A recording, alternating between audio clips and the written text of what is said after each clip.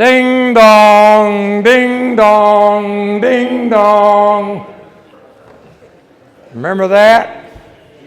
Yeah. Time to go to work. Party's over. I wonder if you're going to get up here. I don't need to get up there. I just need the microphone. All right. Good morning. I just wanted to let you know we discovered that if you have an Android phone, the Door Prize app wasn't working right. They modified the code last night, and it's working now. The only thing is you have to delete the app and reinstall it, but then it'll work. So I just wanted to let you know that. Is that all you have to say? That's a new record, Debbie. Unbelievable. Well, good morning. I trust everybody had a good day yesterday. If you didn't, see me after this next session and we can discuss it outside. Everybody happy? Anybody unhappy? Good. If you are, thank you for keeping it to yourself. Tell us later, okay? I thought yesterday was a good day, and that means today's going to be a good day too. No complaints. Fantastic. So we have an old friend of mine. Well, I'm sorry, Dave. A friend of mine. Old, forget I said old. A friend of mine is up first. After that, we have a break. Then, prior to the next speaker, we're going to draw the door prizes. And once you get the door prize, the doors get locked and you can't leave. Just to make sure you know the rules and regulations. But anyhow, and then we'll have the IPMA talk. Then you'll go off and do your own thing in the sessions. You know the drill after a day of it, right? So I'm supposed to say something about the speakers. And I sat down and I started writing stuff about David Frame, whom I've known for a number of years. And when the list got so long, I said, this is ridiculous. This is absurd. Because if you say project management, right after that, you say Dr. Frame. He's been involved in it for more years than he will even admit. And started his own university, as a matter of fact. Got 6,000 students scattered around the world. He's been involved in the project management profession for a long time. He's made numerous contributions. I'm not going to go through I got some written down, but I'm going to let him tell you, because he'll be more accurate than me anyhow. And I might tell you something that he don't want me to tell you. So it's a whole lot safer to do it that way. So I'm not going to say anymore. David, come on up and talk to us. I could tell you some stories about Candy and David and some of the exhibits we've been to, but I'm not going to. Okay. Okay, good morning. I'm pleased to be here in the Dallas-Fort Worth, Richardson area. Flew in yesterday afternoon from Washington, D.C., soon to be renamed Trump Town. Okay. I understand there's some real estate around the mall that can be developed, and we can have some pretty neat hotels there if we think about it. Okay, so it's possible. But I have in the Dallas area here, because we have some pretty prominent people who are active in the Project Management Institute, and then we have, where's David Pells? There he is. He's a PMI fellow. Okay, that's the top of the food chain in terms of recognition for contributions. He got a lot of our international. Okay, what we have today, PMI, is extremely international, and a lot of that, the awareness for that was triggered by David's tireless efforts to promote some of the international aspects, because we were basically a U.S.-Canadian society up until the early 2000s, I would say, thereabout. And we have Jim Sote, who was he was the chair of the accreditation council, okay, for many years, and I guess this year stepped down. And And then we have Jim Joyner, the candy stealer, who I won't go into that story, but I've known you a long time, okay? Actually, all these, three of these people, probably close to 20 years each of you, I think, that we've cut our paths across. So it's good to be here with old friends, and there are other old friends as well. Okay, what I'm going to be talking about today, I'm going to be talking about it in my capacity as a member of the PMI Global Board of Directors. How many people here are PMPs out there? Can you show us a hand? Is that all? Okay. So Debbie's not here, but she said about 99%, and I said, is that all? Okay. So you're already familiar with PMI and the PMP, so I don't need to, I can assume when I talk about REP and PMP and those kinds of things, you're pretty familiar with it. I was doing a program in Mexico a few months ago where I was assuming everybody was familiar with these things, and I detected very quickly that about a third were, and then the 2/3 weren't. So there I had to adjust my presentation to make sure people knew what I was talking about. But what I'm going to do is today, my focus is going to be to reveal to you, and I hope many of you, most of you, have already discovered something called the pulse of the profession. Okay, the pulse of the profession is one of the greatest products PMI has ever created. And what PMI does is every year they do they hire, it's contracted out with professional, it's not Gallup, I can't remember, the 3 professional survey research experts and analysis experts who every year they conduct surveys of literally thousands of scientifically chosen, selected. It's not let's take our best friends and see what their opinions are about project management. And I'll give you some more of the details. In my background, I'm a statistician. I spent a large part of my life in survey research. And on the board, some of the reports, the news they give about the power of project management is almost too good to be true.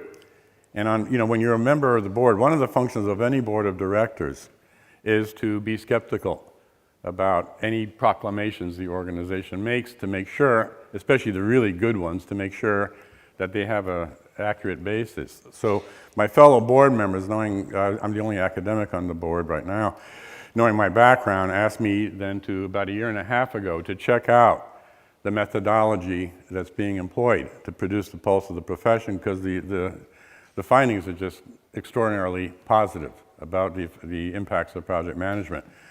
So the CEO put together a 20-page single-space briefing on the methodology. I had discussions with people, and I walked away and said, this is about as good as you can get in this type of a study. Okay, so it's what you're going to see here today, as far as the data goes, it's about as good as you're going to get in these kinds of studies. Okay, so it's not no one's cooking the books, although there are, whenever you do survey work, there are always limitations because your study is no better than the honesty of the people participating in the survey. So you need to always, when you look at a survey, to keep that in mind. But anyhow, I'll show you quickly the methodology to try and increase your confidence that you can take this study, talk to your boss or your people. You can do presentations if your teachers use this material and not feel that you're off base, that you're just dealing with propaganda. So we're going to take a look then at the pulse of the profession.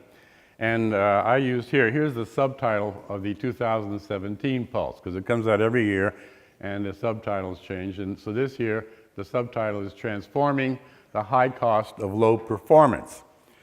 Now, that title is a little awkward, so why do they come up with a title like that? Because one of the things that the research PMI has been doing, one of the findings they've had is that the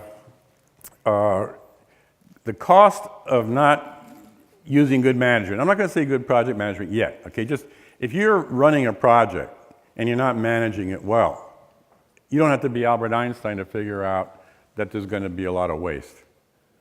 And when they began investigating this what was it, 8 or 9 years ago, they were finding waste levels on projects in the range of 30%. Okay, right now, according to the current study, with the increase in effective management practice, and for us translate that to project management practice, to the extent they can detect this waste, it's been reduced more to a 10, 11, 12% level. So the point of this subtitle here is that if you manage your projects effectively, then one benefit right off the bat is going to be that you can do more with less because you're eliminating a substantial portion of waste. So, so that's a theme that the Pulse of the Profession has in the last couple of issues that they put out, to reduce waste. But there are a lot of other benefits that we're going to take a look at. Okay, before I go into the details, I have to keep reminding myself that as a former statistician, I can go crazy when I see the numbers and get worked up, but 80% of the other people in the room are yawning and running out for their fourth cup of coffee. So what I want to do is to explain what I'll be doing today, to put it into a context. And to do that, Jim was saying I'm going to talk a bit about my background so that you, because I've been doing this stuff a long, long time. I've been, in a sense, in terms of the study of project management and even the designation of a title, project manager.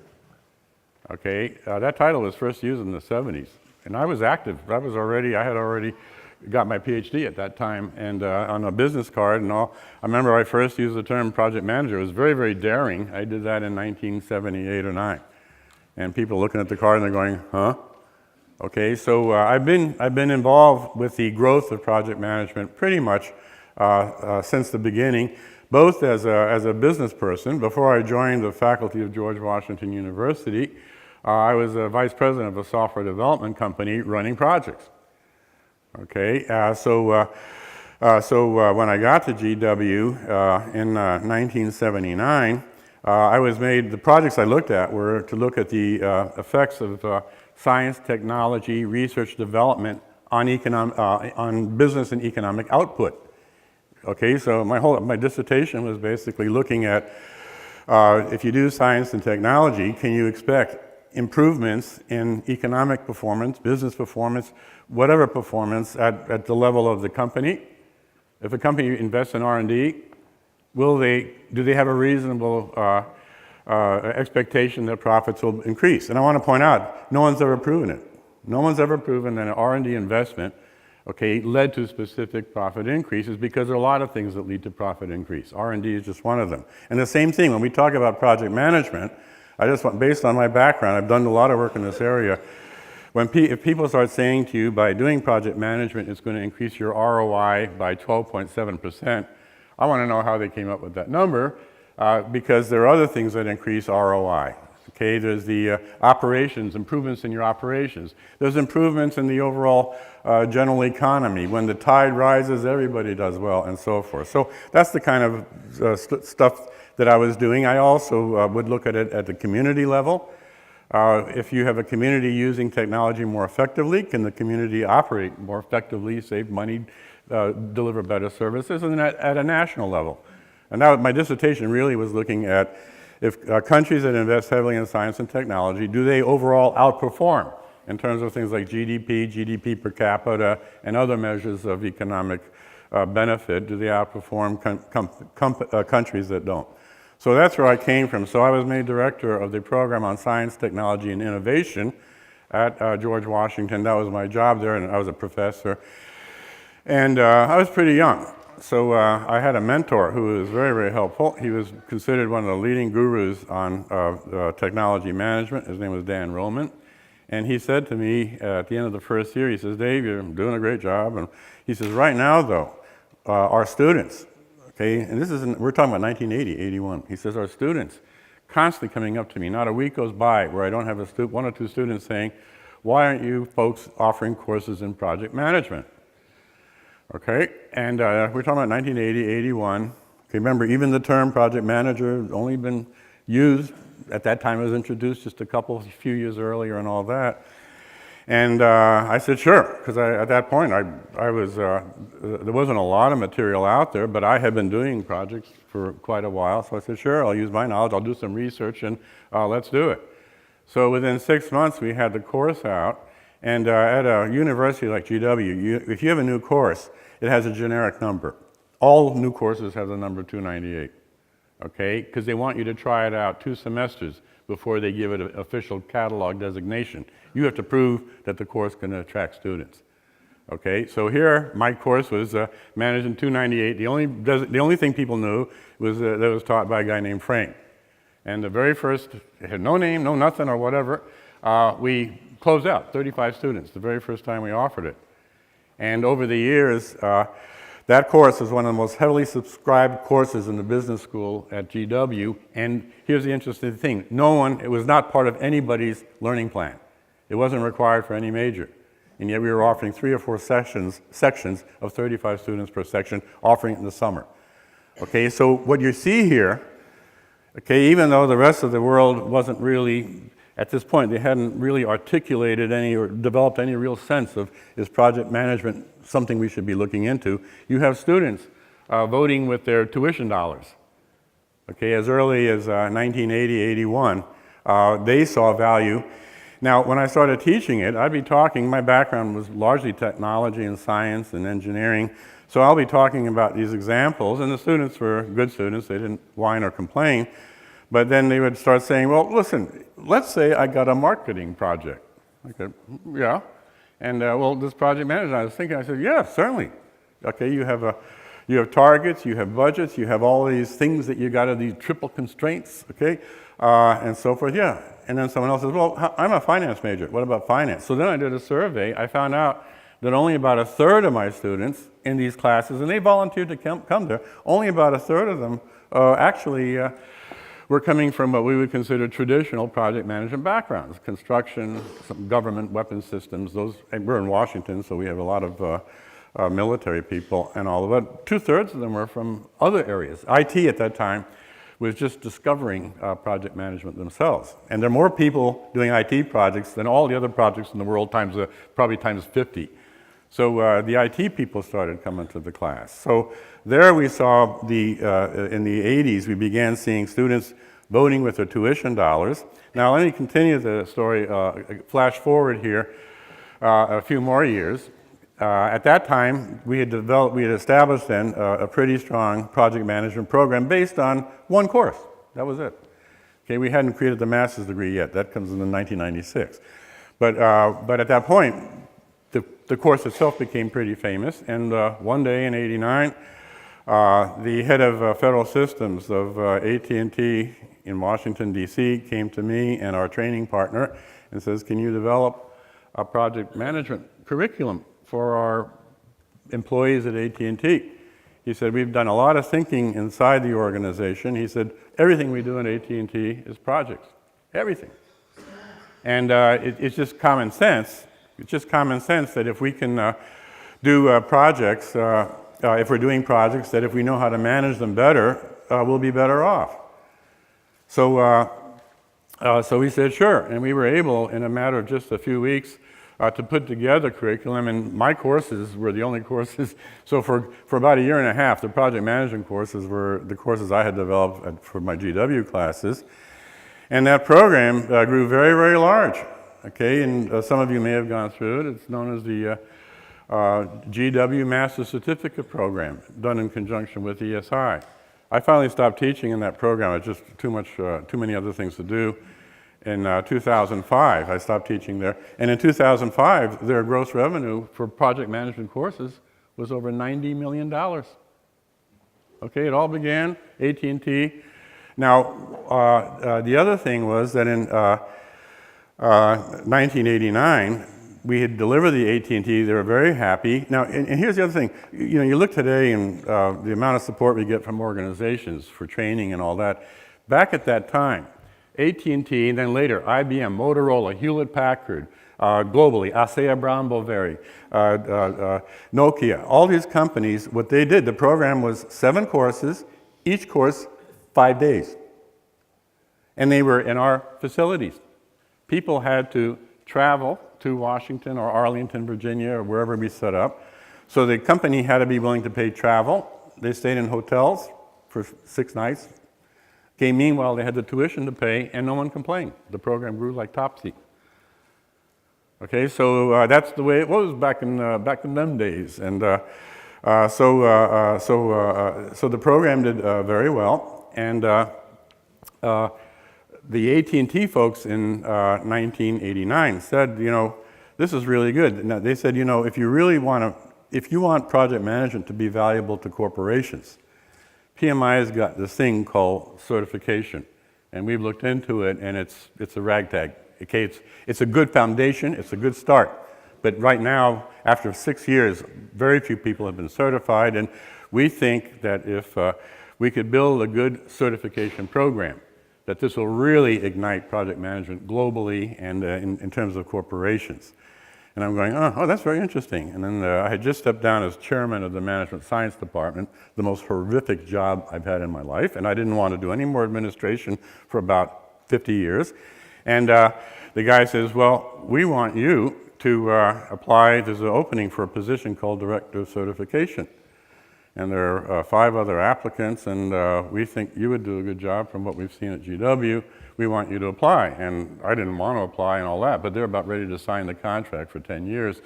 And I don't know if any of you saw the show called The Honeymooners, and Norton would be very slow before he signed anything. And so finally I said, well, there are 5 other. I'm a statistician. I have a 1 in 6 chance of getting it.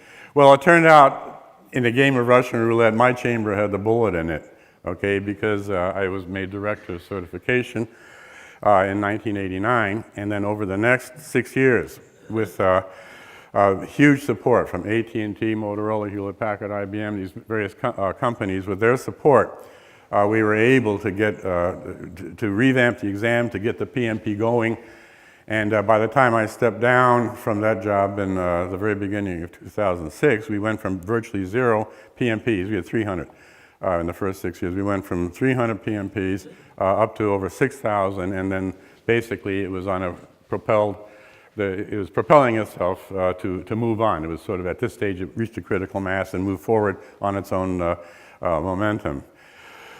Just to put these things in context, currently there are 740,000 active PMPs in the world, 740,000.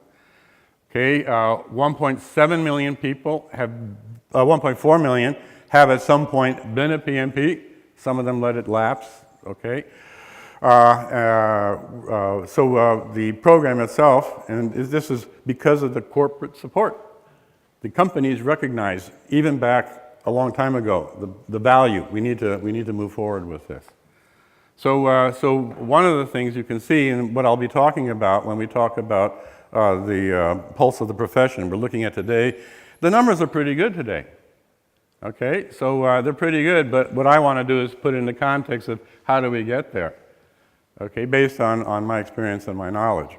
And some of the numbers are not so good, actually. So, so what I want to do is, and I'm going to ask for some opinions from the audience also on how you would interpret some of these numbers.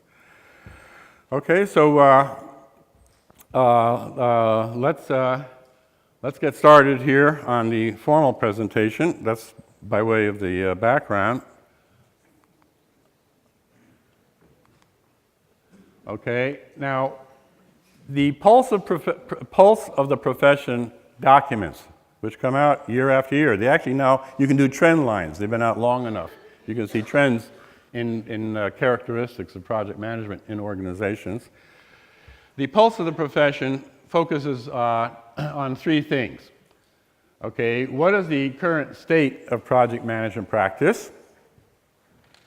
Okay, and these slides will be available. Better yet, I'll show you this. Download it, it's free. You write in on Google or Bing, write in Pulse of the Profession 2017, and then always put in PDF to make sure you get the free version. And then it'll be at the top of the list. You can get this. It's a 40, 50-page document, chock full of fascinating information.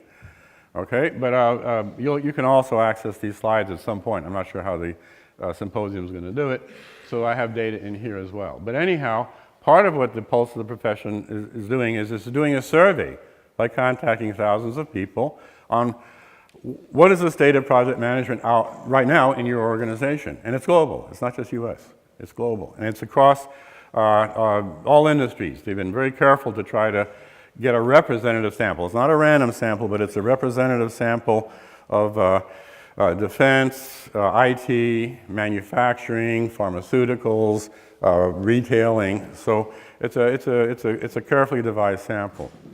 Okay, so what's the state of project management practice today? Okay, another thing that it tries to determine is, in particular, to what extent, if you look at the C-suite senior executives, the business executives of a company, okay, to what extent do we find their view on the role of project management aligned with the project leaders within the organization? And the project leaders are largely defined. They did a survey of 500, get a load of this, 510 directors of PMOs, project management offices. Okay, so what they did was they compared outlooks on a whole series of things between project leaders, directors of PMOs, and then C-suite business leaders who have no particular personal stake in project management to see how well aligned they are. I think that was very clever. I'm not sure I would have thought of it, but I do think it's important. Okay, you really want the organization, and let me give you a heads up, because everyone wants to know, is PMI are we doing the same old, because the new PMBOK guide is going to come out.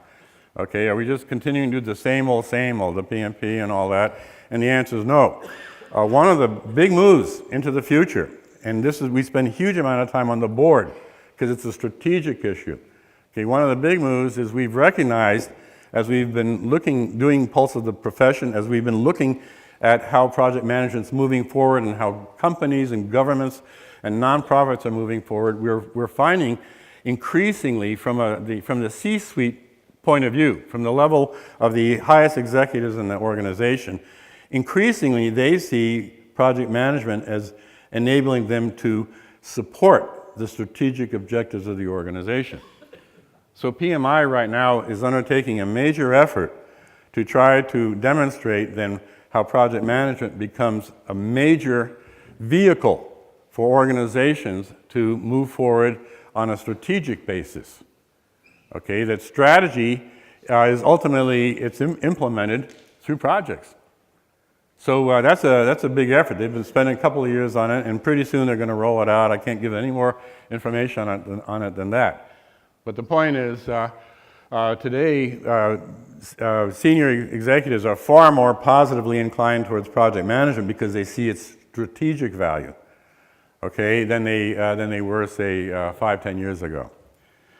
Okay, and then finally, to what extent, back when I very first was dealing with all these companies, I worked with all of them through the GW Master Certificate Program because they would talk to me as the project management person plus the training people and all that. And they wanted to say, before, this is very expensive, before we sign the bottom line, what assurance do we have that if our people get good at project management, what assurance do we have that this is going to lead to better bottom line results and a lot of benefits? And I said, hate to say this, I said, I don't know, I think common sense says it should work, okay, but I said, we can't give assurance. But I said, my family have been missionaries for 6 generations, so I believe in articles of faith. So I said, if you go forward, it's going to be missionary-like, it's going to be an article of faith, okay? And they said, okay, I'll have retired by then, so they're not going to fire me. And I said, good thinking, okay. So anyhow, these bold people, no, they were very bold. They committed huge resources for training, okay? So, but the question they had was, how do I know there are any benefits? And PMI's figured out actually some pretty good ways of computing benefits. Because remember, I've already told you, anyone who says by doing project management, you're going to increase your profit by such and such, I want to see their methodology. Because I've been tracking that kind of thinking for 40 years. There's never been a study that shows, for example, that R&D directly leads to increased profits. You have some inferences that you can make, but there's no direct linkage and all that. And the same for project management. Now, one thing, though, that you can do, one thing you can show, quantitatively, is you can show cost savings. before project management, after project management. You can show cost savings, and from that, you can indirectly show how your profit, if your costs go down, how your profit can go up. So you can have indirect measures, but you're not going to have the direct measures, okay? So those are the three things then that the Pulse focuses on, and those are the three things I'm going to be covering. And during the presentation, this presentation could stop at any time because I'm trying to introduce you and help you interpret this really, I think, fantastic document. But we don't have to, this isn't a lecture, okay, it's not intended to be, you're not going to get any course credits, although you will get PDUs.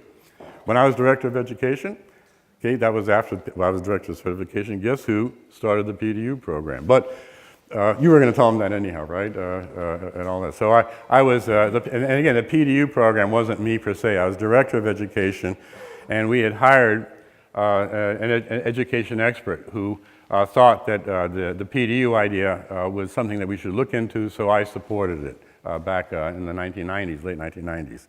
Okay, and same with the REP.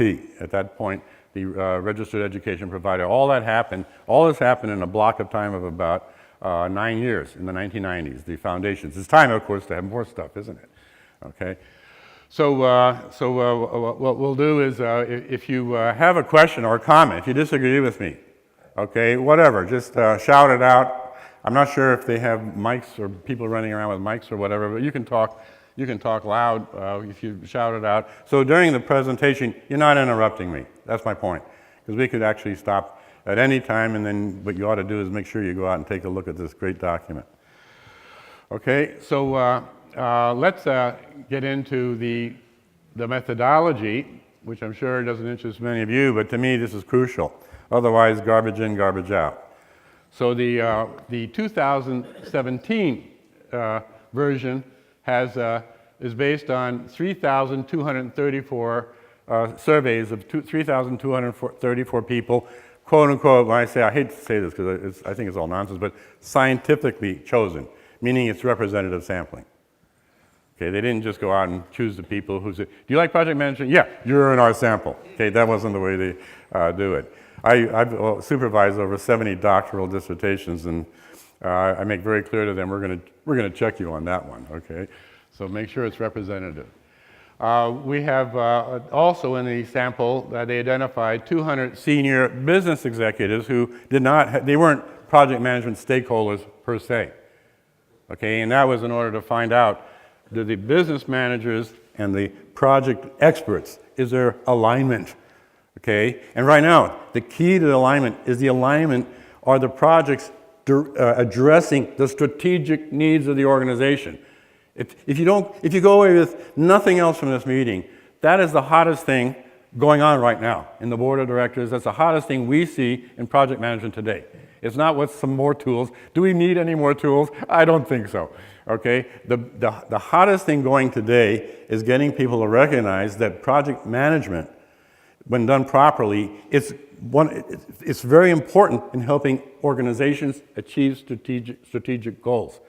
Whether it's new product development, whether it's any of these kinds of things, whether it's just our operations. Okay, within our operations, can we do things better, more effectively? Can we be leaner and all that?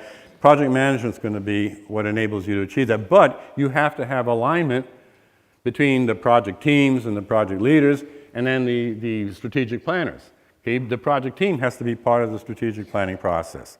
That's the hottest thing right now going, the topic that we spend more time and we're more excited about on the board of directors than anything else right now.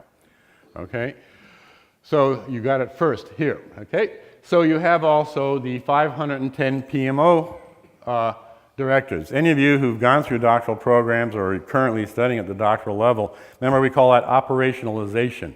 How do you operationalize a project leader in an organization? How do you identify, what rule do we have to say, oh, this person would be a project leader? And the people who created these studies, they took a simple way. They said, if you're a PMO director, by definition, within the organization, they recognize you as a leader. There may be people above you, there may be people on your same level or whatever. You may not be a good leader, but the point is, in operationalizing, trying to make quantitative measures to capture what is project leadership. What they did was they focused on doing surveys and interviews with PMO directors, and they have a lot, 510. These numbers are large. Okay, these numbers are large. Most of my doctoral students are lucky if they can get the sample sizes of 40, 50, 60, 150, and all that. These are large numbers here, okay? And then finally, they did some intensive, very detailed interviews with 10 very senior corporate leaders, okay, and then the most senior project directors they could find to, on a qualitative level, to try to validate some of the quantitative findings to see, in a sense, to triangulate. Are there qualitative things we're missing? So that's cool. I thought, you know, wow. But the people doing this, they're being paid to do it. They're contractors. This is what they do for a living. They're professionals, okay? So no surprise. And there's the, you don't even have to, don't even copy that. Just PMI, Pulse of the Profession 2017 PDF. Click, okay, on any search engine, wham, you got it. Okay, so let's start with the basics.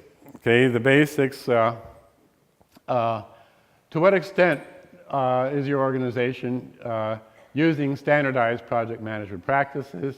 And these numbers, again, I don't know if you think they're good or bad or whatever, but what I did was I aggregated the top two, okay, and I think that's pretty good, because I remember the old days when it was a shock for me to put project manager on a business card, okay? So clearly at that time, and in the very beginning, here's how you get the pathologies of people who like to follow fads and all. So when people began recognizing that project management might be cool, okay, the very first software that was usable and affordable was called Harvard Project Manager, which was really cool. I wrote the first review on that. Okay, it was really, really cool software. At that time, you would, in the early 80s, when people were beginning to do project management software, and I don't know how many of you were even alive in the early 80s. I know, okay, yeah. There was a study done several years ago on this topic.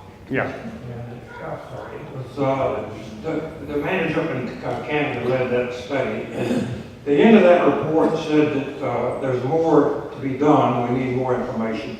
Did this one build on that one, or is this a clean slate study? No, this has been building what they do then, because remember, this is like the 7th or 8th of the Pulse of the Profession. So if nothing else, they themselves have been building on their own material, okay? And then beyond that, the original questions came from surveying people, what is it that we should be looking at, and then they also did a literature review, okay?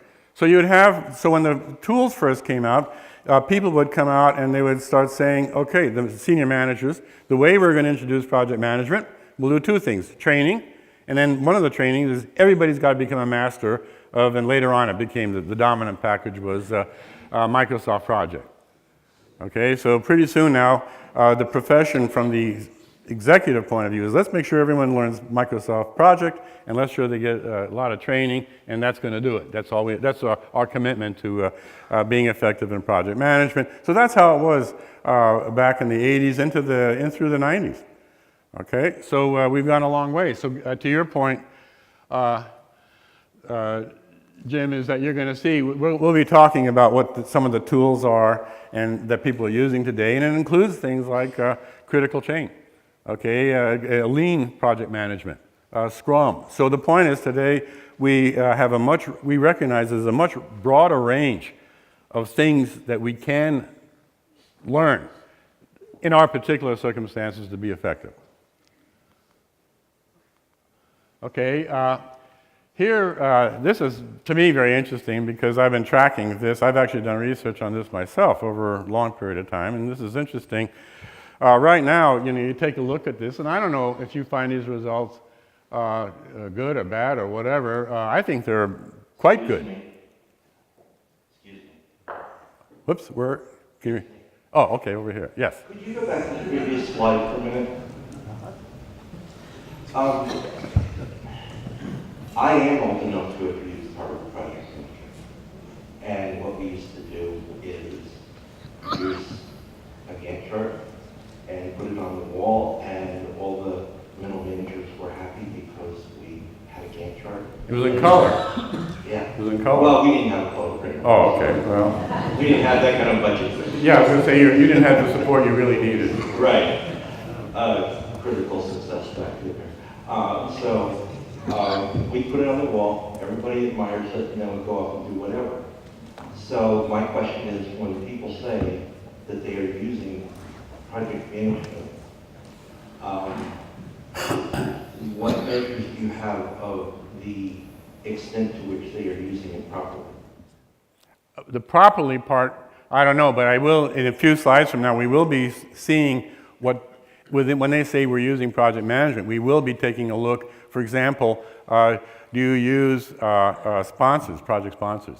So I'll be addressing, at that time we were so excited. To me, the most exciting thing was there's only $265 a package. Everything else was over $1,000. It was black and white. It did Gantt charts where actual was X's and plan was O's, so I call this the hugs and kisses scheduling technique and all that. But it's so good to see that someone else remembers Harvard project manager. But I'll get to that because there are lots of things right now that people are doing that I think we can all feel comfortable with.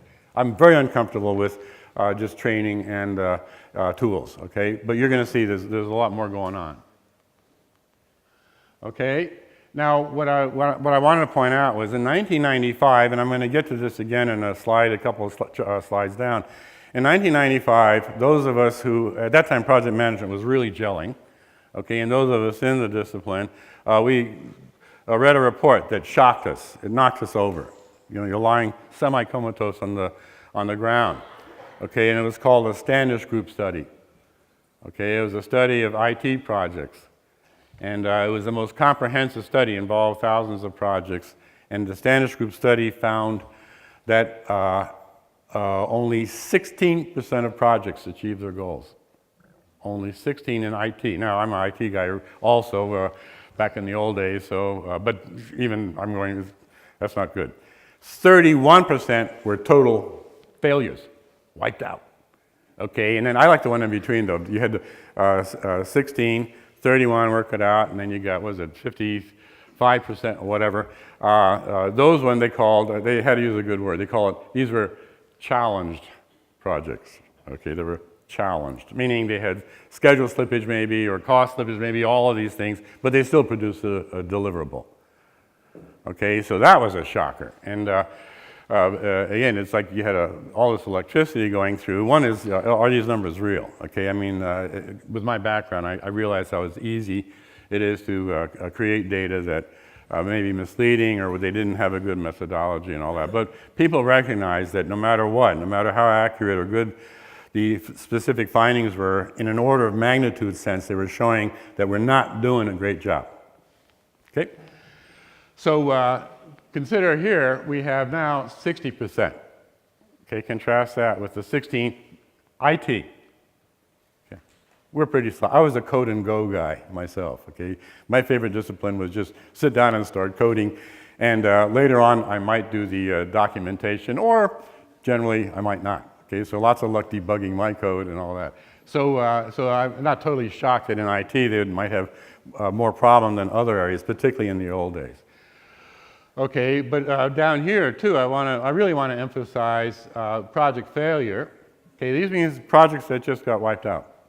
Okay, they were abandoned or they totally were adjusted so they went beyond recognition. And that one, there was 31% was the Standish Group study, ended in a total disaster. Right here we're seeing it's about 16%. So whatever is happening, it seems reasonable to assume, based on some of the data we see here, that things are improving. Okay, so at one end you have 61% successfully meeting the goals, at the other end 13% failing. Okay, here's another, and now this gets to some of your question then, when we get into the specifics here. Okay, here's some of the specifics. What are the techniques that are used? Okay, what are some of the techniques? And this is from a longer list. I picked out the ones that we're most familiar with, and it's like we were saying earlier, if you have too long a list, people lose it and all that. So But if you take a look at this, this really breaks into two components. When you look at the techniques we're using, there's really two components. Okay? One are the generic techniques, which tend to be widely used, which I think is good.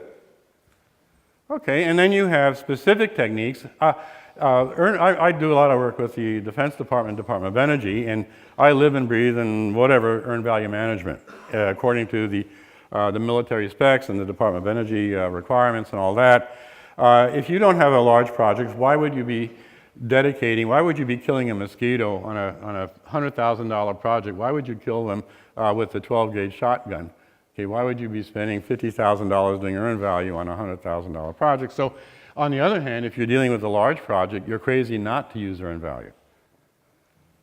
Okay, so basically this shows that the practices are reasonably heavy, and I'm going to come back to the 60% figure. You're going to see we constantly come back to the 60 cent, and I'm going to ask you to explain something to me. So we're going to come back to that.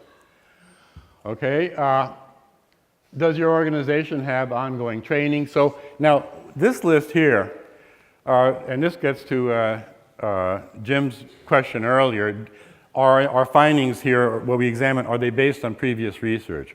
Previous research suggests that the key things that organizations need to do to establish a foundation leading to project success, okay, and to good performance and good outcomes. This is a list of some of the key things. Training for sure. Now remember, in the early days, training was basically it. That's what we're going to do and nothing else. And then later when tools, we'll do training and tools. And then basically it stopped. But do we have maturing project portfolio management processes in place? Processes, okay? Do we have knowledge transfer? Knowledge transfer means ways of specifically getting the project information into the hands of the people who are going to apply it practically into the business sector, that kind of thing. Define career path. It's not enough just to train people. There you've trained me to become a project management expert. I even have the George Washington University Master's Certificate. But if that doesn't fit into my career path, who cares, right? Okay. Do you have a process to assess project management competency? So now, those are considered the really key things organizations really need to do, okay, based on prior research and other, outside thinking. Okay, and you can see, again, the figures are pretty strong. The figures are pretty strong. Not surprisingly, training is the most frequently used approach to strengthen project capabilities, but it's certainly much, much better than even 5-10 years ago. Okay, so if you look 20, 30 years ago, these figures would have been in the 10 to 20% range. I did research at the time. Okay. Do you have a project management office? Okay, and this surprised me, and one of the things, though, you have to recognize is, because I think the figure is pretty high, but then I recall that in the project office work that I've done, a project office can be one person working half a year, okay? Or it could be, my co-author on the first book on project office is called, Tom Block was the co-author, he was the key guy. We gave it a very imaginative title. It came out in 1998. It was called Project Office. Okay, so it didn't take us long to come up with the title. And Tom Block, who is my co-author, he was the head of Project Office. He built the whole Project Office concept at EDS. And his ideas basically triggered a lot of what happened in subsequent years. Okay, and at that time, we saw in the surveys we did that a lot of organizations, when they say we have a project office, it could be 1 or 2 people, 3 or 4 people, or at EDS, the global project office was 320 people operating in 8 countries. So that counted the same, that one office at EDS, as Marge's office, which has a half a person committed during the year. So, but anyhow, nonetheless, it's still, I think, encouraging to see that people are aware of PMOs and that the PMOs themselves are proliferating. Hopefully, to your point earlier too, hopefully they're doing the right stuff, which we're not going to get into here. But I've seen dysfunctional PMOs, I've seen really fantastic PMOs. So hopefully they're doing the right stuff. Okay, what kind of PMOs do you have? And the key thing here is really, do you have an enterprise-wide PMO?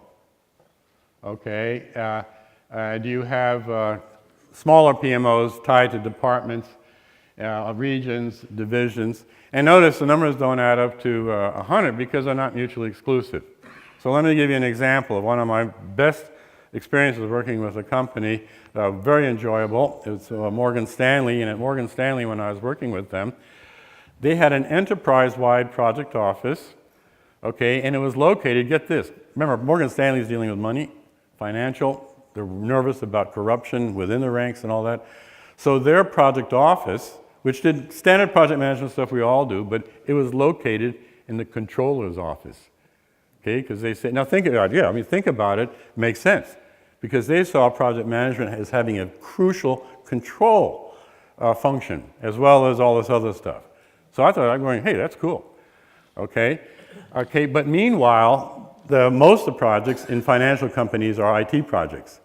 So the IT division, which was located in Florham Park, New Jersey, okay, they had an IT project office, but they were definitely, they had to follow now, the IT project office and the enterprise worked very closely, but the enterprise office created the general standards, and the IT people they couldn't contradict the standards. They had their own special things that they would be doing, but they worked very well. They worked very well, and they enjoyed each other, and they would lecture with each other and all that. So in that case there, you had an organization with the enterprise and one very important IT project office, sort of at a subsidiary level.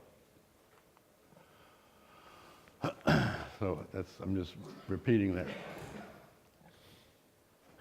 Okay, does your organization value project management in your opinion? Now here's where surveys get a little soft. Remember, these numbers here are coming from a survey. So, you know, if I ask Bob, and Bob's kind of ticked off because the organization isn't giving him the support he needs or whatever. So this number here is very subjective, okay? But it basically what the figure tells us is that 55% find of their management, of their colleagues and all that, find they understand the value of project management. 45% says no. So I don't know how objectively this really does reflect things, but it does show, if these numbers are true, okay, it does show that it's a bit disappointing, that because later on we're going to see the benefits of project management are pretty strong, that you don't have a higher level. But for all we know is this is reflecting the personal opinion of the people filling out the survey instrument, and they may wish people were more enthusiastic. I don't know. Just giving that as a warning. All these numbers you've got to interpret with good judgment and put it into its proper context. Okay, so there we took a look at an overall survey, and the Pulse of the Profession has a lot more data, okay, and you probably already got too much from me. But there's an overall survey of what's happening in organizations in terms of what they're doing with project management. Okay, let's take a look at the value of project management and the outcomes, the benefits. And the question, as I mentioned to you earlier, from the very beginning, one of the questions has been that have been directed at me by the people who have to fund this, prove to me that there's benefits and value. And I always said to them, I told you, I said, it's going to be an article of faith, but common sense tells me there's going to be benefits. If nothing else, in cost savings. So it's not a slam dunk case that the benefits are extraordinary, but common sense says that there should be substantial benefits. Now here's a chart I just want to spend a little time on here to get your viewpoints. I did this presentation, a variation of this presentation in Rome a few months ago, and this is the one where, this is the chart that lit their buttons, okay? You can see the Colosseum lighting up when I was using this chart, okay? But take a look here. Now, remember, our projects meeting their original goals and so forth. Remember, I mentioned to you the Standish, the Standish Group study said only 16% of projects actually achieve the full range of goals that are successful, and 31% just fail outright. So historically, these numbers are really good. But what's weird? This is from 2012 to 2016. What's weird about this chart? What's weird? Pardon? No, it's all level.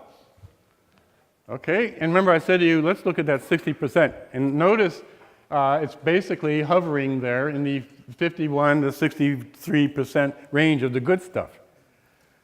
Okay, so what's going on? Okay, so let's see, what is some of your theories on what might be happening? Does this mean that project management's run its course, or what is, what's this?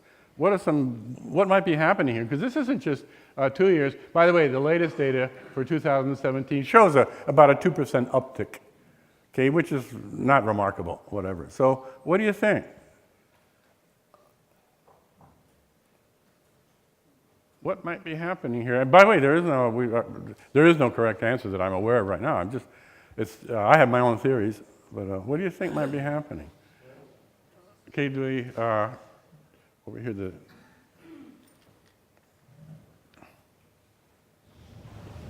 Would it possibly be that we need to like refocus and kind of get back to possibly some basics, re-energize? I know there's a big push for agile project management and other methodologies, but maybe this is like a product life cycle where we're reached maturity and we need to stamp new and improved on that detergent to get it to sell again. That's a great analogy, the product life cycle. And then, with product life cycles, you can maintain through incremental innovation, but you're still keeping things at the same level. Okay, yes, sir. Well, we got more acceptance every year with project management. So we got a lot of people coming on board and they're having to learn and start applying those things. And so you've got people in various companies and various PMOs that are at different levels. And so maybe this is some of the others coming up still, and that's affecting the others that are doing real well. It's very good. In a sense, that would be the physics or engineering analogy of friction. There's just a friction built into the system. The experienced people are leaving, new people are coming in, and so forth. That's another good one. Those are both very good. Okay, any other ideas? Yes. Whoops. Yeah, and then. Although within the schools, you're teaching project management in business and business administration, if you ask executives if they accept project management as a business management process, that's probably very close to reality. In other words, project management is not yet accepted as a business management process. It's considered, as it had been in the old days, an offset to run a project. But to see it at the executive level, equivalent to chief financial officer, executive project management officer, to have that seat at the table and be seen and saying, it's still not. So that's a good, again, if you look back at the data set, that's a good point, because some of these organizations, for example, I'm at a university, and we got, I'm sure, lots of university people here, and you ask yourself, at the university, are we using these tools? And you go, well, we teach it and all that, I'm not sure we are, but some of us are. So those people will have a much less, that'll drag the numbers down. Okay, on the other hand, you'll have an IT organization, everything's project. You might have 100%. So part of this may reflect the sort of diversity in the organizations and their level of commitment and the executive's commitment, because project management, frankly, if I have a 7-Eleven, I don't really need it. Okay, I don't really need to schedule things with and so forth. So there are a lot of, and they don't include 7-Eleven businesses here. The only businesses included in the survey are those that have some a priori recognized use. They do projects, but some of them use it more than others. Okay, we had, okay, let's get this side of the room here a chance, and we'll get back to you. Yeah, I think it's related to the economic and market changes. Requirements keep changing, and the agile transformation which is happening is not happening at the level that we want, due to which, if you see, the percentages remain the same. So waterfall and change management is kind of slowly dropping down or not accomplishing its goals. Well, they're lags. They're going to be lags. Whenever something new is introduced, there's going to be these lags, and and again, it ties to another kind of a friction. So with change management, it takes some time to accept the new changes. A new idea is introduced, agile. I worked with EDS in 2006. We created a full-scale, I worked with 40 of their top agile people, and that was in 2006. And agile didn't really start taking hold until about 4, 5, 6 years later, and all that. So right, there are kind of these lags built in. Yeah. Okay, yes, sir. Well, one other thing was from the 2001 to 2016, for lack of a better term, population of it. In other words, there are more people using it.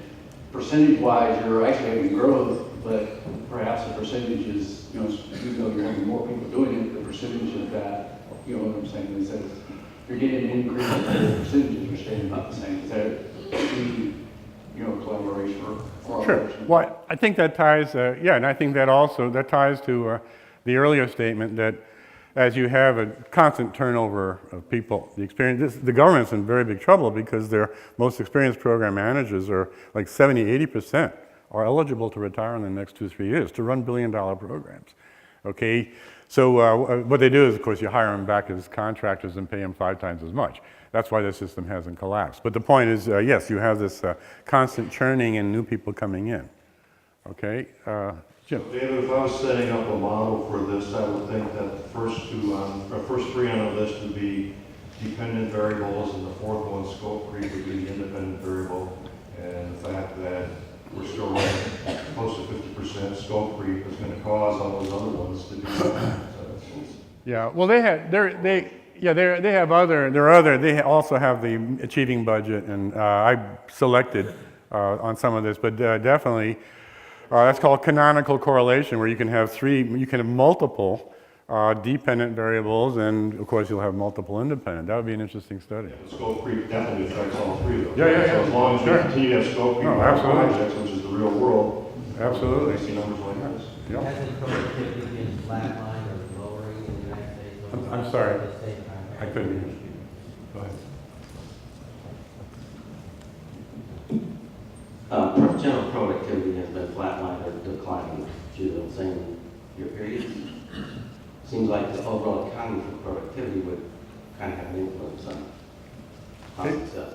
Yeah, in economics we have a term, it's secular trend. Basically, as the economy goes, so do most of the sectors. You would hope that project management could break through that and all that, but ultimately the whole system itself has an impact. It's a secular trend. Yep.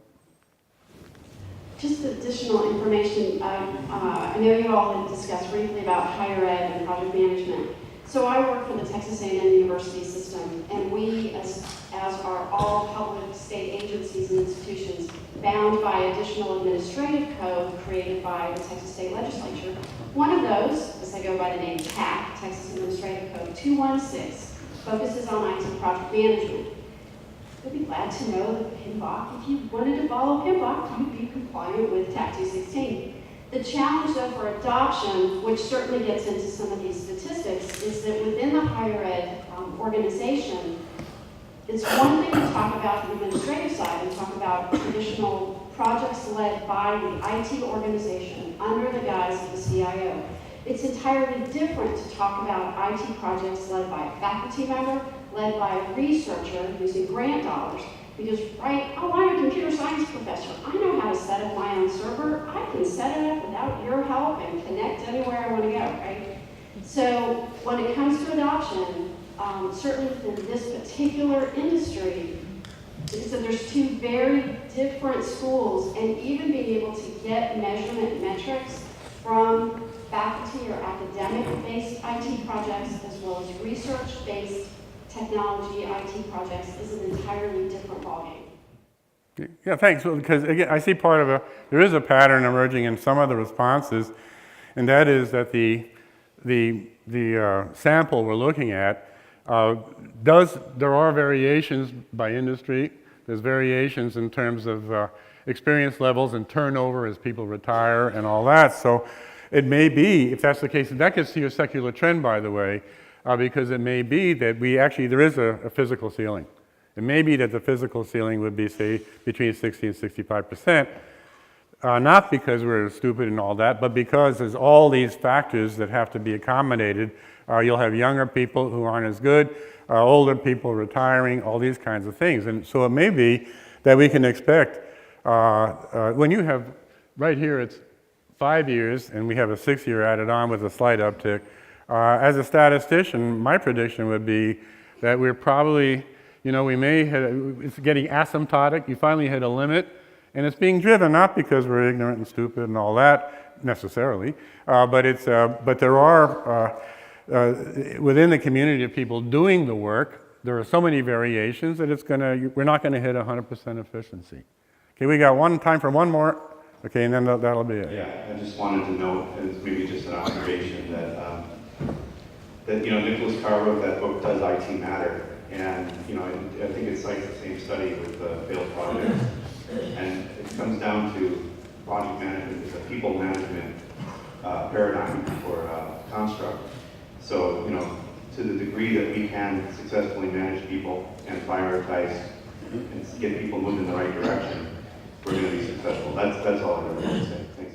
Okay, well, we're going to get into the talent triangle in a moment, which is, and that's going to be very much the lesson right now. The other thing that PMI has really emphasized and discovered and wants to promote, okay, based on, again, the research and feedback they get. And we have 500,000 members, so we get lots of input. Not all of it's happy, but we get lots of input. And one of the things is it's clear that with the talent triangle, it's clear that you've got to balance the technical project management knowledge, per charts and all that. Also business. You got to have a good business. Okay, good business capabilities, and then perhaps the most important is the leadership and people part. Okay, so ultimately, all three of these things have to be carried out concurrently. We'll get to that in just a moment. In terms of benefits, this chart here at first may seem a little weird, and I'm going to go through these quickly because they're all saying the same thing. Let me explain. This is actually the most interesting of the various charts, so let me spend 2 minutes on this one, then we'll just rush through the others. Okay. Again, to Jim's point, Jim Joyner's point earlier, research, previous studies, 20 years of thinking about this suggest that there are 4 enterprise strategies that are successful in promoting effective project management. Okay, and one is to invest in training, which we've been doing since day one. Okay, creating a career path, which gets to the people issues too. So I got the PMP, but it doesn't count in my organization. Who cares? Okay, processes to develop the competencies, and then knowledge transfer, which means all the stuff that we're doing in project management, it's got to be conveyed to the business itself in an effective fashion. Okay, the business itself has to be able to use it. We have to be able to communicate. And if those 4 things aren't done, you're going to have sub-optimization. So what it boils down to, if you think about it, is that here, and this is to your point, and I didn't pay you money to make your point. Okay, one is the people. Part of it to get effective in project management is you've got to invest in the people, and then also in the processes. Now, let's go back to the chart itself and see what it's saying, because there's going to be a bunch of these. The blue, okay, what the contractors who did this study, the professional experts on doing these kind of studies, what they did was they found the super performer, the highest performance organizations where they consistently perform well. They consistently met goals and all that. That's one group. And then they had the people who were average to low performers. Okay? So the blue group there, the pale blue, baby blue group, that's the high performers. Okay? And then the green group are the lower performers. Some of these organizations do virtually no project management. Okay? So in terms of achieving project goals and all that, that's the green group. If they're not good at it, they have a lot of problem. The blue group. Okay? What you find is that in meeting the overall goals, if you apply these, the best organizations do apply these 4 strategies. Okay, they do apply these 4 strategies, and by applying these 4 strategies, we infer. Okay, then it helps them to meet the goal and do better at it than the lower tier of organizations that don't apply these strategies. Okay? They tend to do better in meeting the budget. They tend to do better in dealing with scope creep. Okay? They tend to do better in meeting the schedule, and they have lower rates of failure. So organizations that follow these 4 strategies, okay, do tend to outperform substantially organizations that don't. Okay, that was, so that would be, you can infer benefit. The benefit is adopting good project management strategies, acknowledging them leads to better performance. So that's the benefit. It's not telling us whether our profits are increasing. Okay, it's not telling us a lot of things, but it is saying that on the project level, our projects run better when people have commitment to these 4 basic strategies. Okay, so here's the talent triangle. This is, as I said, this is one of the hottest things. We don't have a single meeting of the board where we don't discuss what's happening in project management in the context of the talent triangle. And the value of the talent triangle, the reason PMI introduced this about 3-4 years ago is people were getting concerned. There's too much focus on the tools. Okay, there's too much focus on the tools and the theory of projects and all that, and we have to recognize that, to the point that was made earlier today, we have to recognize that the tools themselves, the technical capabilities, being good at doing projects, being technically good, that's absolutely crucial. Okay, and that's been what we've been focusing on for the last 20, 30 years. But we have to recognize that also, in doing our projects and in being effective and having success, we have to recognize that these projects have to be aligned with the organization's strategy. These projects have to contribute to profitability if you're a for-profit organization, or if you're in the Defense Department, they have to attribute substantially to achieving the mission goals of the military group that we're dealing with. Okay, so what we're saying here is it's not that one's more important than the other. Both of them need to be addressed. And then finally, in a sense, I think most people agree on this, that underlying all of this, okay, in the bottom, in the final analysis, it's the people.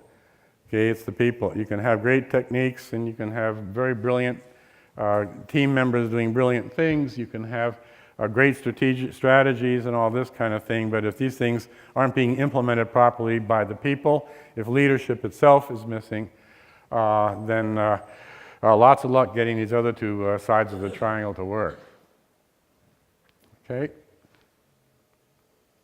Okay. On these, I'm gonna go through quickly. We're running out of time here, and I want to leave time for your discussion.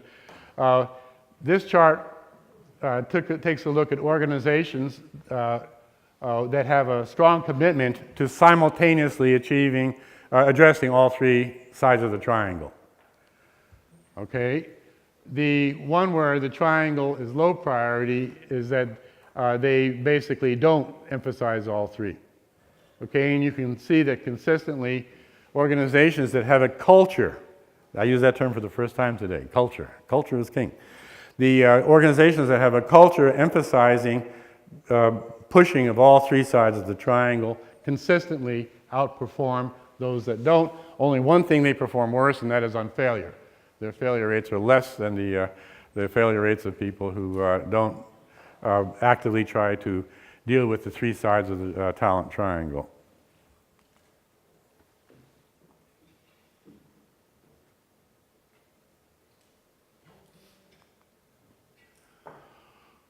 Okay, this has to do with culture. There are in the survey instrument the various ways of defining culture. Okay, so I'm not showing you that, but people who report that their organization has a strong project management culture, okay, also say that their organization, 71% of them say their organization is able to achieve its goal. That number is 52% for people who report that their organization does not have a strong project management culture. Okay, most of these things you may say are self-evident. On a sort of a common sense view, they are, as someone who has a survey research background, the key thing here is we have some numbers.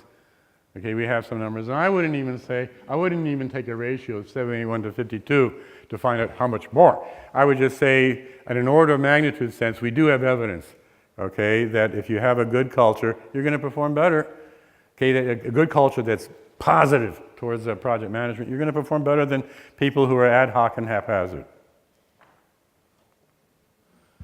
Okay, this one here, alignment of the enterprise-wide PMO. Now, alignment means primarily with strategic objectives And the only reason I had this slide, because this slide almost, you're going to go, why is he putting that in there? Because it's really not interesting to me. Because, as I mentioned to you earlier, right now, the hottest thing in project management that's going to roll out in the next couple of years is recognizing that project management is a key way of realizing strategy. That's the key function nowadays. I mean, already, project management already allows us to get things done on time. Okay, it's already pretty well, we may even have reached the 60% limit.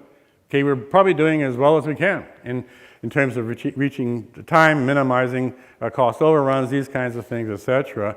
But there's still a lot to be done. Okay, there's still, this is a new area to move into, is to consciously try to recognize that a value of project management in the future, and something that we hadn't perceived before, is contributing to organizations achieving their strategic goals. And this kind of thing should resonate, if we do it right in terms of selling it, with the senior business executives. And we're already seeing, because we're actually doing lots of surveys of senior business executives, we say, does this make sense? And they're all saying, yeah. They say, yep, this makes sense. And this gives them a new perspective on the value of project management. Okay, here's another thing. I've been a proponent of project sponsors forever. Now, we have all these different definitions of what is a sponsor and all that. I'm pretty specific, and I've done work in this area. I've done research, and I'm pretty clear. And a lot of this had to do, I did a lot of work with Fannie Mae, Freddie Mac, Morgan Stanley. I like to joke that a number of my students are still serving time in prison, but anyhow. But Fannie Mae, Freddie Mac, Morgan Stanley, none of my students, they're mostly IT, they are as scrupulous and honest. I get so angry when these companies get involved with some kind of shenanigans, and then the company overall is the people saying, oh, what a corrupt company, and I know that the people doing the work aren't corrupt. The project teams are not engaged in any of this corruption. It's at a higher level. But also I worked with bunches of other financial companies, banks and so forth. And one of the things that all those organizations did, I was very surprised, this is 15 years ago, all of those organizations, it was crucial, and maybe because of the way they do work as a financial institution, all of them had project sponsors. Okay, now you might say, okay, cool. So what is a project sponsor? Okay, now they distinguish between a project owner. The project owner is the one who fundamentally frees up the budget.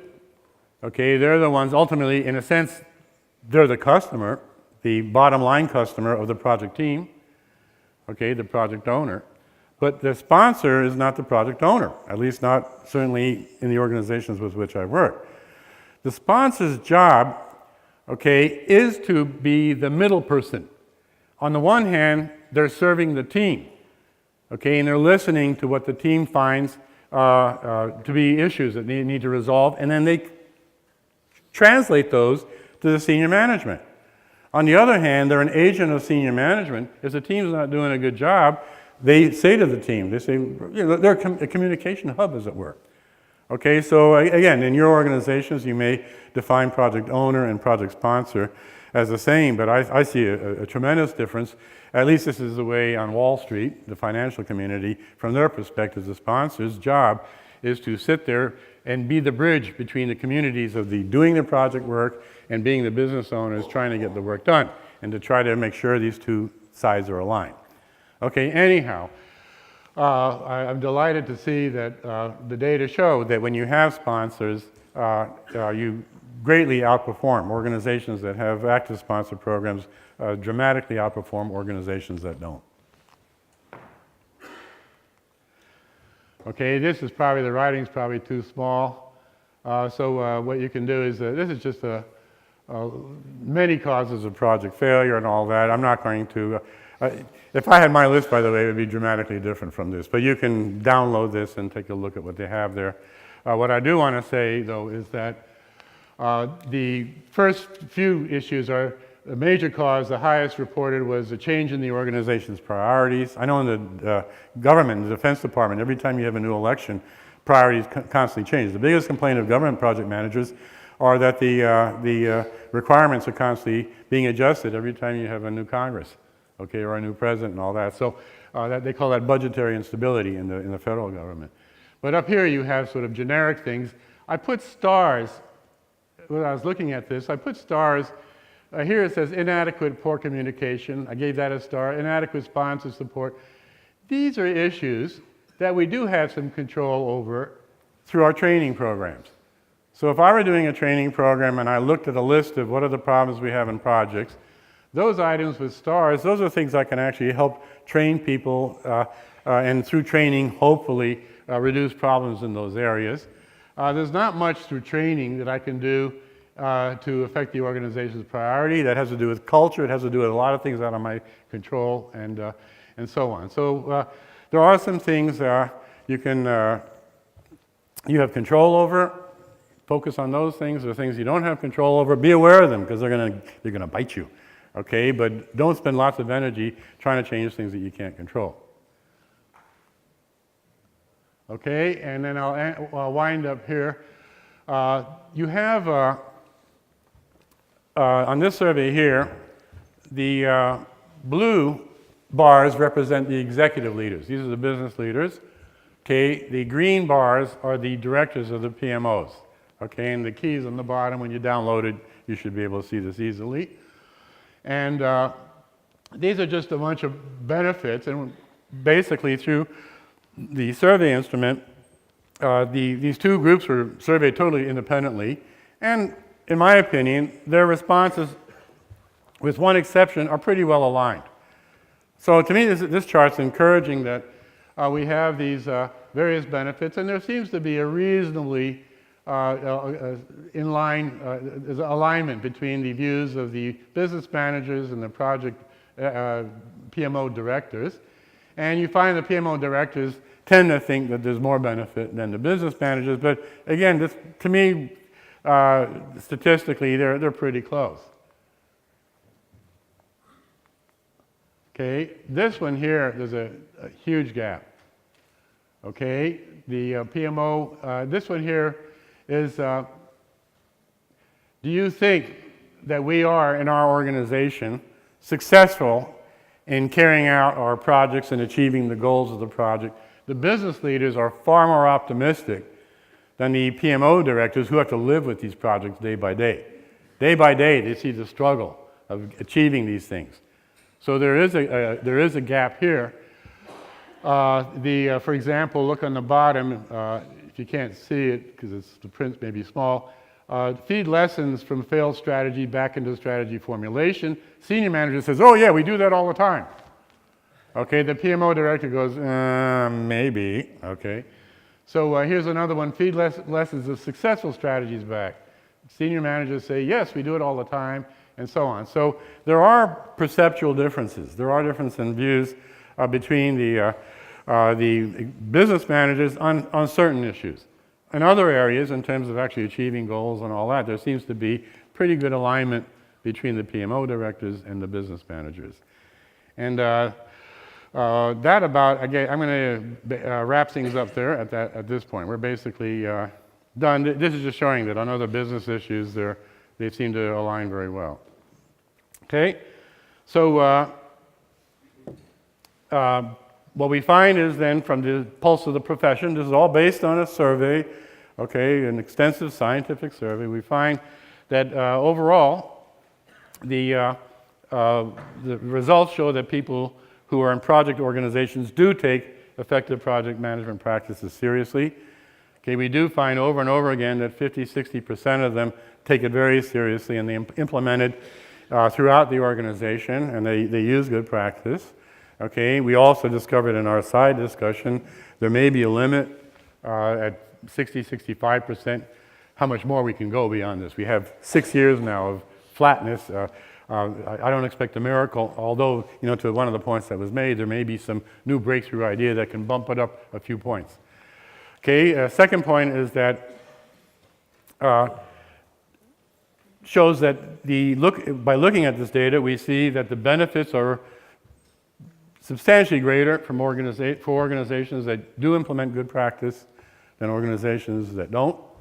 Okay, and then we also see that for the most part, except for on certain sensitive issues, the project leaders and the business leaders are more or less aligned. Okay, there are a couple of areas that we saw, especially dealing with strategy, where there's a big gap, but overall there's an alignment. So overall, the results are pretty positive.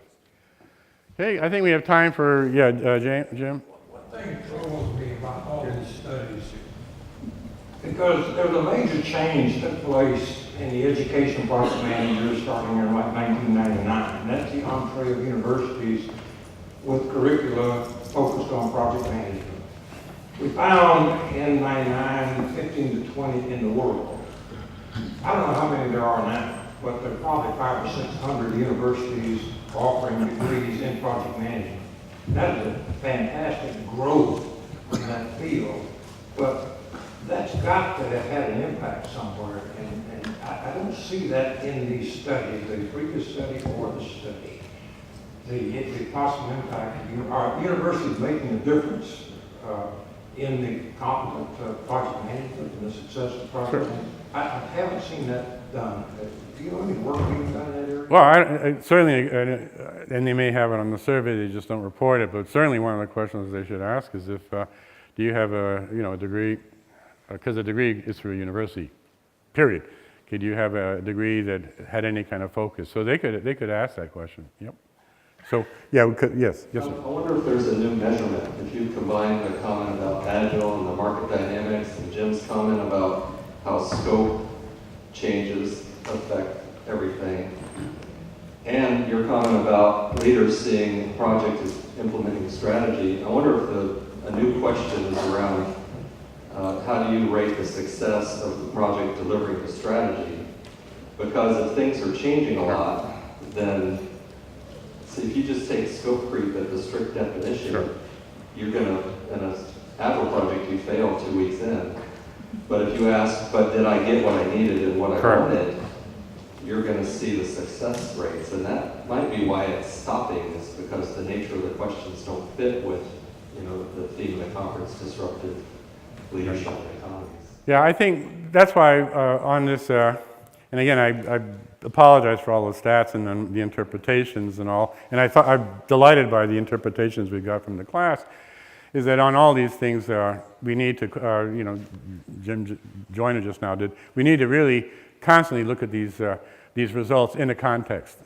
Okay, because I'll tell you, I did a ton of writing in the old days that scope creep is good, but we won't go into that. Okay, and that change management, if scope creep occurs under change management, where's the problem? Okay, so, but we won't go into that now. We have other questions here. Yes, sir. Okay. I'd like to know the study you conducted. My assumption is that it's based out of studying organizations across the United States. I'd like to know what is the effort to replicate that study in other regions of the world and compare the pattern with your outcomes. Okay, can you talk a little louder? I missed the last part of it. Oh, okay. My assumption is that this study is based out of interviews you conducted from organizations across the United States. Right. So, if that is accurate, I'd like to know what is the effort of PMI or yourself to replicate this study in other regions of the world. Yeah. Here's where I hope the universities, no, I totally, all this stuff needs to be replicated, absolutely, positively. It has to be replicated. Now, here's a good place, you're mentioning universities, and you yourself are skeptical about some of this stuff. That's what universities are there for. I do hope that there's replication. And there was one other hand, and you said that we, okay, yeah, so that'll be the last question, yeah. Did you guys look into the size of the project and the impact of that on the success? And what I'm trying to get is that is smaller project more successful than larger, less complex? I don't know, because I've done lots of these kinds of studies. I would assume that if they did, they didn't report it. I would assume that they would say, on the average, how large are the projects you're doing, in which case there's a lot more stuff they can study. But it could be they didn't. I don't know. But that certainly is an important factor. Yep. Okay, Jim, done. Okay. So I want to, again, thanks everyone for your participation and you being alert. Okay, thank you. Appreciate it. Thanks. Thanks for coming, David. Good to see you again. Okay. And I'm not going to replace the candy I ate at your things, but that's okay. Okay. And thank you for the insights, for the updates, and we hope these research things keep going so we know more and more about what's going on. Well, the And university's not got to have so do many that. assumptions. Yeah. Okay. Thank Okay, you. thank you. Sure. Okay, thanks. Okay, Bye. you bet.